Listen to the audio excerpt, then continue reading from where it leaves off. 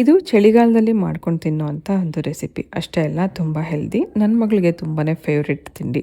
ಬೇಕಂದಾಗೆಲ್ಲ ಅವಳಿಗೆ ಇದನ್ನು ಮಾಡಿಕೊಡ್ತಿರ್ತೀನಿ. ಇದಕ್ಕೆ ಬೇಕಾಗಿರೋದು ಕೇವಲ ಎರಡೇ ಎರಡು ಇಂಗ್ರೀಡಿಯೆಂಟ್. ಅದು ಗೋಧಿ ಹಿಟ್ಟು ಮತ್ತು ಬೆಲ್ಲ. ಮೊದಲನೇದಾಗಿ ಒಂದು 3/4 ಕಪ್ಪಷ್ಟು ಬೆಲ್ಲ ಬೇಕಾಗುತ್ತೆ. ನಾನಿಲ್ಲಿ ಉಂಡೆ ಬೆಲ್ಲನ ಅರ್ಧ ಉಂಡೆ ತೊಗೊಂಡಿದ್ದೀನಿ.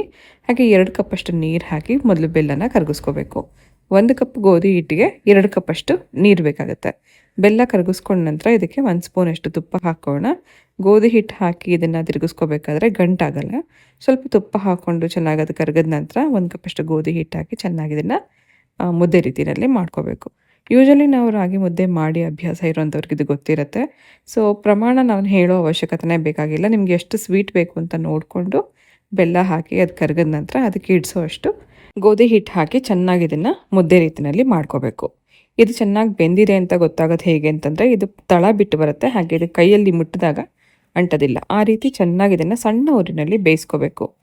ಇದಷ್ಟೇ ಅಲ್ಲದೆ ನಾವು ಯೂಶಲಿ ಹೆಣ್ಮಕ್ಳಿಗೆ ಅಂತಲೇ ಮೆಂತ್ಯ ಮುದ್ದೆ ಅಂತ ಕೂಡ ಮಾಡ್ತೀವಿ. ಅಂದರೆ ಉದ್ದಿನಕಾಳು, ಗೋಧಿ, ಮೆಂತ್ಯ ಇದೆಲ್ಲ ಚೆನ್ನಾಗಿ ಮಿಕ್ಸ್ ಮಾಡಿ ಮಿಲ್ ಮಾಡಿಸಿ ಇಟ್ಕೊಂಡಿರುವಂಥದ್ದನ್ನ ನಾವು ಮುದ್ದೆ ಮಾಡಿಕೊಡ್ತೀವಿ. ಅದಂತೂ ಮತ್ತಷ್ಟು ಹೆಲ್ದಿ. ಆದರೆ ಇದನ್ನು ಚಳಿಗಾಲದಲ್ಲಿ, ಅದರಲ್ಲೂ ಎತ್ತರದ ಪ್ರದೇಶಗಳಲ್ಲಿ ಚಳಿ ಇರೋ ಕಡೆಗೆ ಇಂಥದ ಕಡೆ ಇದನ್ನು ಹೆಚ್ಚಾಗಿ ತಿನ್ನೋ ಕಾರಣ ಮೈಗೆ ಹೀಟ್ ಕೊಡುತ್ತೆ ಅಂತನೋ ಕಾರಣಕ್ಕೋಸ್ಕರ. ಸೊ ತುಂಬ ರುಚಿ ಇರುತ್ತೆ, ಹೆಲ್ದಿಯಾಗಿರುತ್ತೆ. ನೋಡಿ ಎಷ್ಟು ರುಚಿಯಾಗಿರೋಂಥ ಗೋಧಿ ಮುದ್ದೆ ರೆಡಿಯಾಗಿದೆ. ಇದಕ್ಕೆ ತುಪ್ಪ ಹಾಕ್ಕೊಂಡು ಹೀಗೆಯೇ ತುಪ್ಪದಲ್ಲಿ ಎತ್ಕೊಂಡು ತಿನ್ನುವಂಥ ಒಂದು ರೆಸಿಪಿ. ಹಿಮಾಚಲ ಪ್ರದೇಶಗಳಲ್ಲಿ ಕೂಡ ಇದನ್ನು ಪ್ರತಿದಿನ ಚಳಿಗಾಲದಲ್ಲಿ ಮಾಡ್ಕೊಂಡು ತಿಂತಾರೆ. ಒಂದ್ಸತಿ ನೀವು ಇದನ್ನು ಟ್ರೈ ಮಾಡಿ ನೋಡಿ.